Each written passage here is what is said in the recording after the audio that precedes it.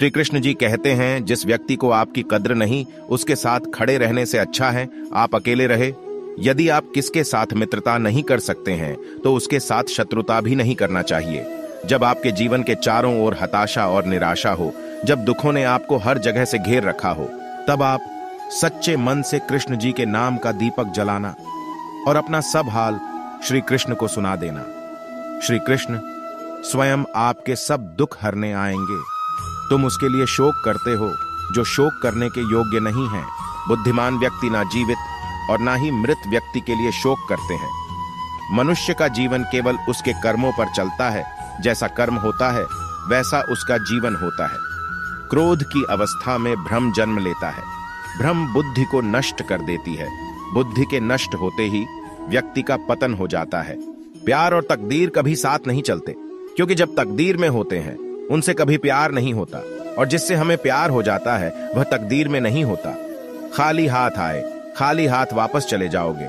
आज तुम्हारा है, कल किसी और का था, परसों किसी और का होगा। तुम जिसे अपना समझकर मग्न हो रहे हो, बस यही प्रसन्नता तुम्हारे दुखों का कारण है। हर कीमती चीज को उठाने के लिए झुकना ही पड़ता है।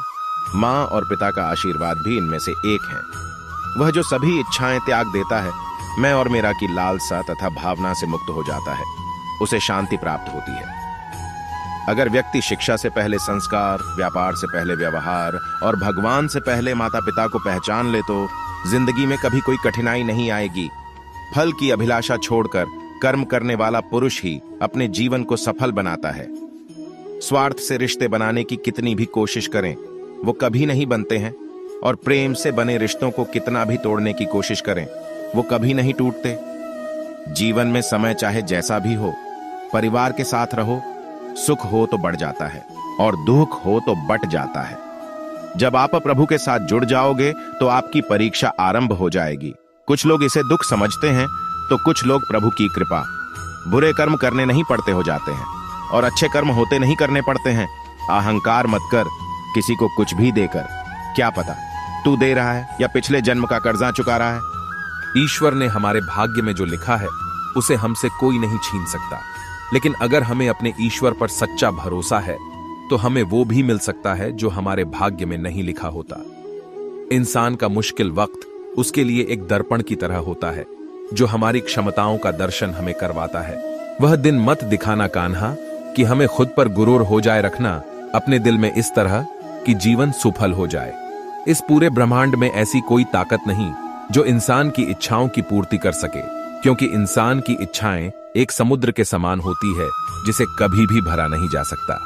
जो दूसरों की तकलीफों को समझते हैं, जिनमें दया है, दिल से अच्छे हैं, उन्हें दोबारा जन्म लेना नहीं पड़ता। अगर कोई मनुष्य हमारे साथ बुरा कर रहा है तो उसे करने दो, यह उसका कर्म है और समय उसके कर्म का फल उसे जरूर देगा। लेकिन हमें कभी भी किसी के साथ बुरा नहीं करना चाहिए, क्योंकि यही हमारा धर्म है। दुष्ट लोग अगर समझाने मात्र से समझ जाते तो यकीन मानो महाभारत कभी ना होता। श्री कृष्ण कभी भी हमारा हाल नहीं पूछते, पर वो हमारी सब खबर रखते हैं। श्री कृष्ण अपने सच्चे भक्तों पे हर घड़ी नजर रखते हैं। जो हुआ वह अच्छा हुआ, जो हो रहा है वह अच्छा हो रहा है, जो होगा वह भी अच्छा ही होगा।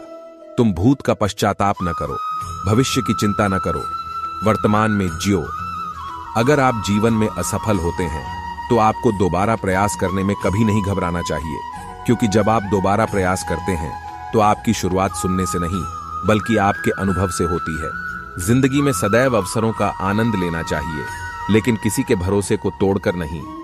इस संसार में मनुष्य किसी भी रूप में बड़ा नहीं होता, बल्कि मनुष्य के पीछे जो ताकत खड़ी होती है वो ज्यादा बड़ी होती है।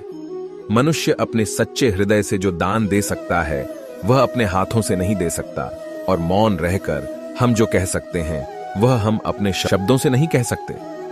अंतकाल में जो मनुष्य मेरा स्मरण करते हुए देह त्याग करता है वह मेरी शरण में आता है। इसलिए मनुष्य को चाहिए कि अंतकाल में मेरा चिंतन करें। जिस व्यक्ति के पास संतुष्टि नहीं है उसे कितना भी मिल जाए वह संतुष्ट ही रहेगा। वीडियो देखने के लिए धन्यवाद। लाइक, शेयर एंड सब्सक्राइब जरूर करें।